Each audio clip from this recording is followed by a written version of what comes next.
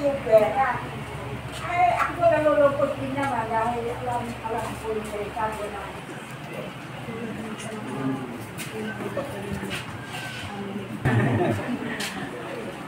Dalawa na po ang aking apo at sa August ay magkapatid na. Kaya alam ko ang damdamin ng isang lola at lolo. Amen?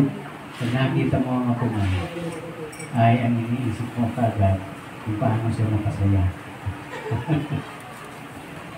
Pero ganito po, alam naman natin ang kalooban ng Panginoon. Kasama yan doon sa Matthew 6:33. Pag sumakitan muna natin na unahin ang Diyos at ang lahat ng bagay na ito ay daragdag sa atin. Kahit sa financial natin ganun siya. Kung may blessing po tayo, hiwalay na natin yung magkapo. At yung natira, kung gusto natin ibigay yan sa mga apo, sa mga anak, ibigay na natin lahat. Basta ang importante, nauna po natin inihiwalay yung para sa Panginoon. Makakatiyak po tayo na i-bless ng Diyos yan. Kaya po ninyo, kaya lang hindi babalik yan kapag hindi natin ibigay. Kasi wala naman ibabalik ng Diyos, wala kang mga gawin. Tingnan po ba? So, ganun po ang dapat na ginagawa natin. Bawat pagpapala, alisin muna natin, ihiwalay po muna natin yung sa Panginoon.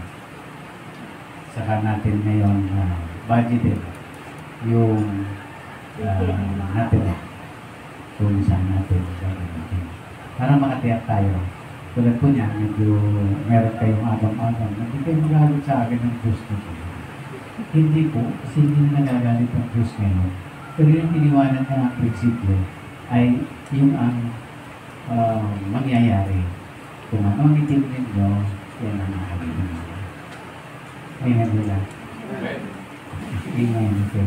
So, bukas, pag dumating ang pagpapala ng Diyos, simulan dito po.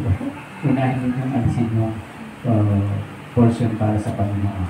At makakatiyak tayo, ay kapayapaan tayo sa puso, wala kang agam-agam, at naibibigay po natin ng lahat ng wala tayong nakakaligtaan at makakatiyak po tayo na yan ay i-bless ng Diyos. Amen po. Amen. Masagot po ba? Okay. Bago po tayo sulit, mag-ito po